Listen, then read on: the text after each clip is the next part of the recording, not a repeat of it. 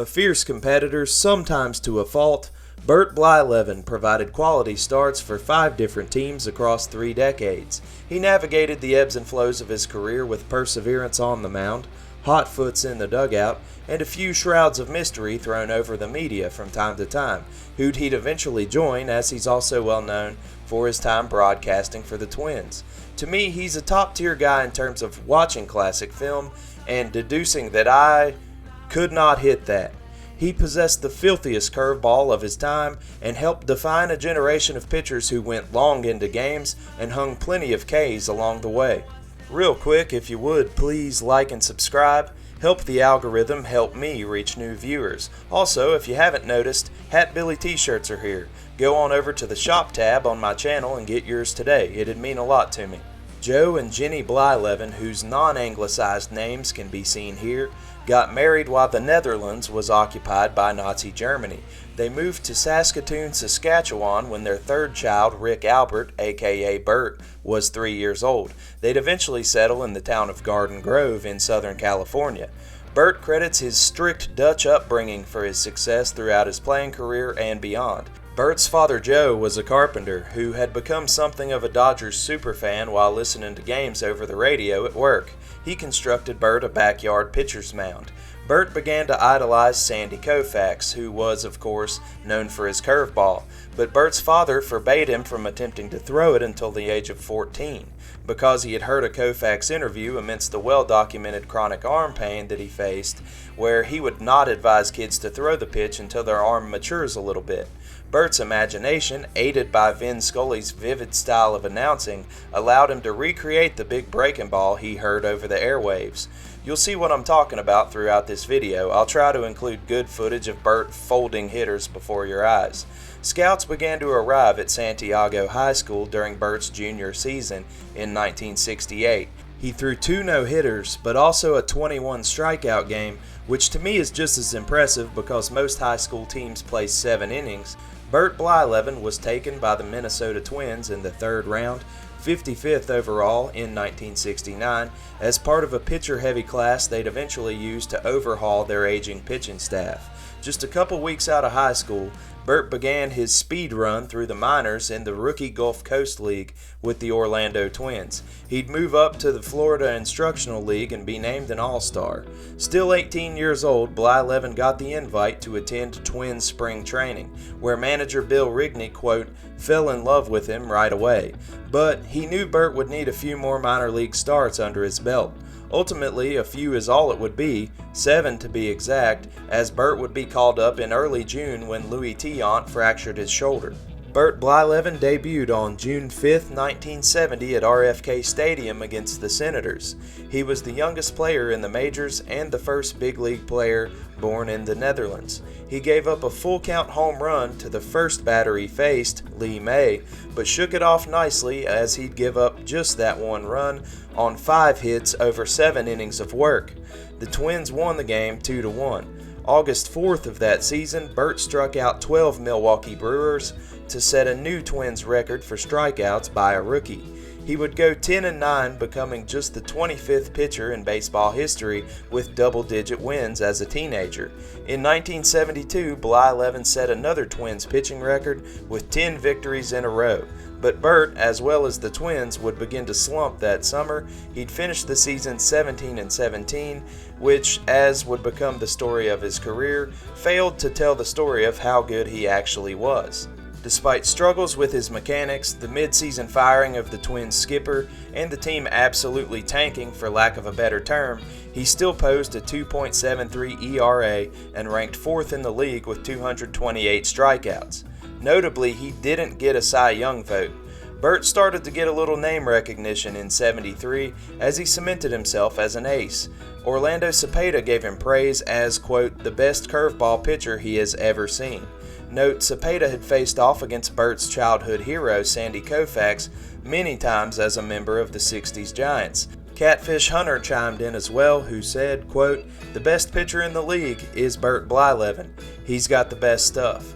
In '74, Bert built up the courage to ask notably tight Twins owner Clark Griffith to double his salary, which was rejected.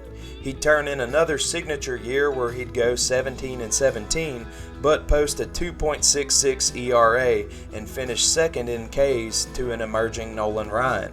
The Twins seemed to hold it against him that their offense sported a productive Rod Carew, Tony Oliva, and not much else, unless you count age 38 Harmon Killebrew. The A's offered to buy Blyleven for $1 million. That offer was rejected as well, and seemed to mark Bert's days as a Twin as being numbered. After a 1975 season where his numbers improved, but yet again he didn't get a single Cy Young vote, Bert requested a trade, which didn't happen, so no contract was signed. He'd face free agency. After a complete game loss to the Angels in front of 8,000 fans at Metropolitan Stadium, Blyleven was booed on his way off the mound, to which he responded with a classic 8 fingers down gesture that would probably, sadly, get him more press than all of his pitching heroics there over the years. A situation of miserable fans taking out their frustrations on a miserable Bert Blyleven. He was traded to the Texas Rangers, where he'd debut in a classic showdown against Mark Fidrych, where he punched out 10 in an 11-inning complete game loss. He'd pitch a complete game shutout against his former team that season as well.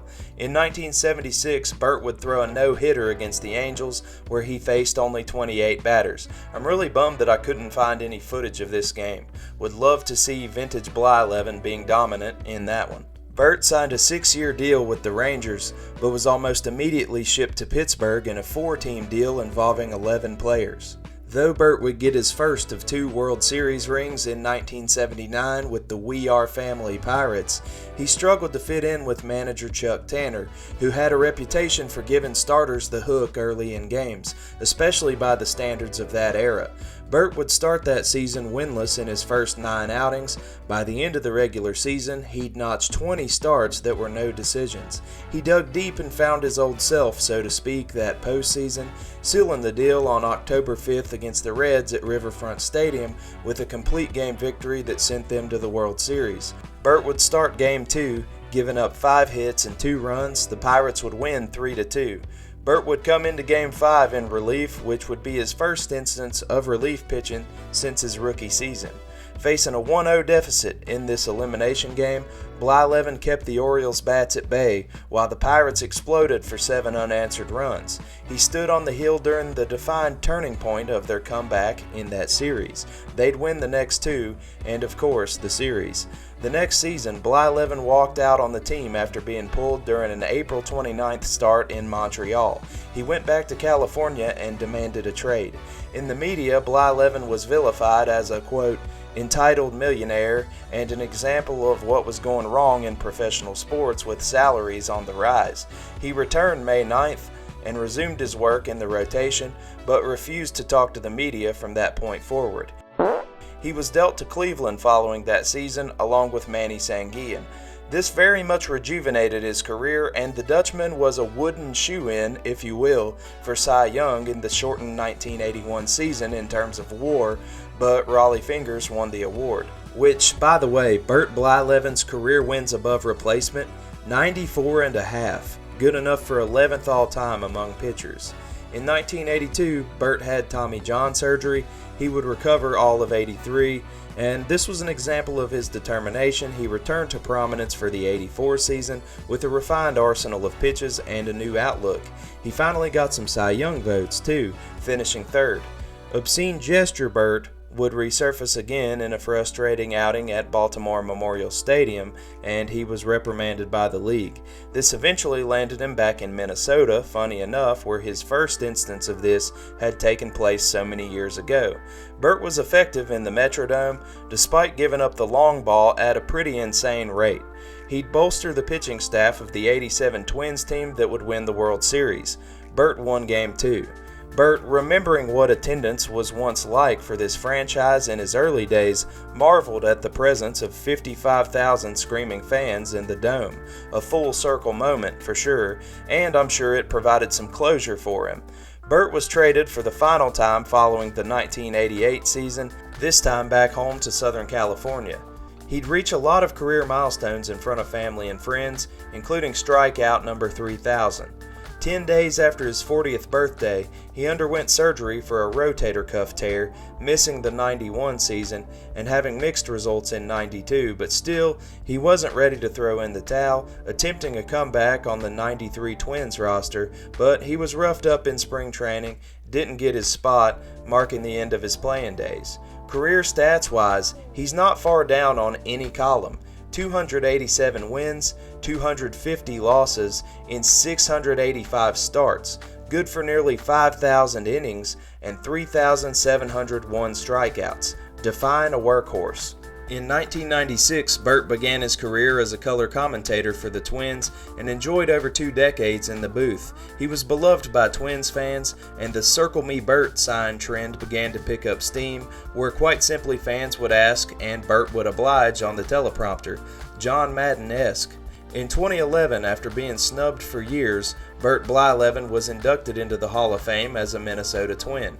The game was changing, but he had found himself, as always, underrated because of his win-loss record and controversial status with the media. But the sabermetrics don't lie with Bert Blyleven.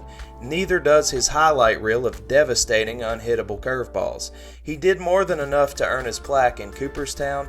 Better late than never. I say this often about baseball players, but Bert Blyleven was most definitely ahead of his time as a player, all while sporting that classic Dutch stubbornness that set him apart as a personality. Within this duality, you find a truly unique, one-of-a-kind person.